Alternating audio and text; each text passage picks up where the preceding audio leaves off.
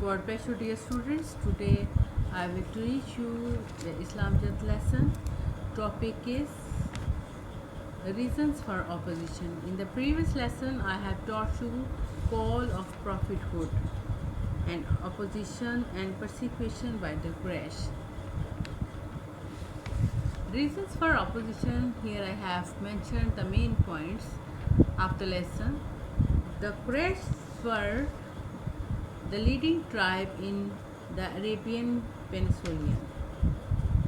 They used to idol worship that Holy Prophet ﷺ openly condemned. They took the teachings of Islam as an insult to their religion and the ways of their forefathers.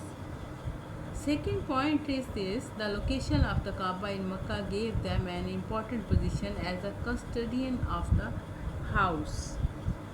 Dear students, it was a source of income for them, particularly the priests, as the pilgrims to the Kaaba would bring rich gifts for their idols. In the rise of Islam, they saw the danger to their dignity and prestige, and the loss of the important position which they had held for centuries. Apart from idol worship, adultery, drinking, gambling, murder, plunder were common among the Arabs.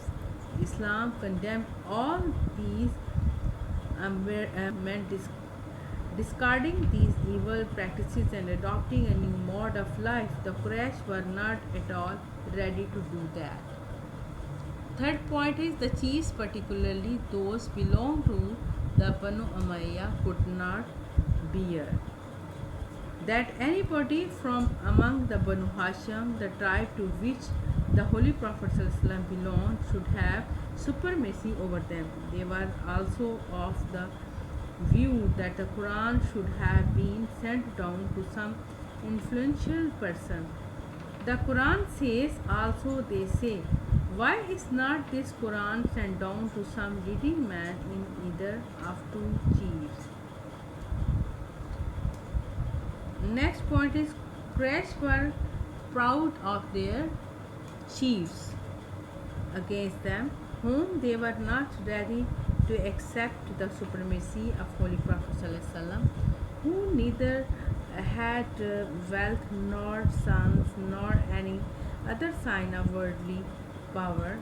The Quraysh used to say, is this the one whom Allah has sent as a messenger? Here I have written some of the reaction of early Muslims towards persecution, main points of the lesson.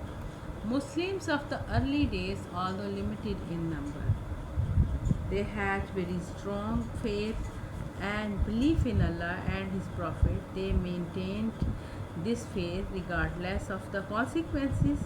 For instance, the Muslim slaves who were tortured mercilessly by their masters never renounced their religion and at times lost their lives when given an alternative between idol worship and Islam. The Muslims were united under the leadership of Holy Prophet ﷺ. Dear students, even when persecution was at their peak, instructions set out by him were followed. When he advised them to migrate to Abyssinia, they migrated with the confidence that the advice of the Holy Prophet ﷺ can only have a good outcome. The Muslims display the most amazing qualities of courage, discipline, and patience. That was the third point. It was born patiently without complaints. The Muslims were forced to live in a valley for 3 days with the women and children without any means of food, water for days at times, but they waited patiently for Allah's help, although the believers were a very small group of people. And as it is mentioned in the fourth point, that they opposed the pagan ideas, defied the idol worshippers, and followed a different religion. The Quraysh failed in their attempt. Dear students, many men and women suffered torture by the Makkans. The Holy Prophet ﷺ himself had to suffer many insults, but the protection of Abu Talib meant that he could not be directly harmed. However, slaves and the unprotected suffered terribly. During the period of preaching, Hazrat Muhammad Sallallahu attracted more and more followers. The Quraysh continued to try to stop him. They offered him money and to make him their leader, but the Prophet Sallallahu refused desperately. This could not tempt him away from doing that Allah had condemned him to do. The Quraysh even agreed to worship the one Allah if the Prophet ﷺ would accept their deities also, but he steadfastly refused to do this. Dear students, I have prepared a task for you, question for further practice.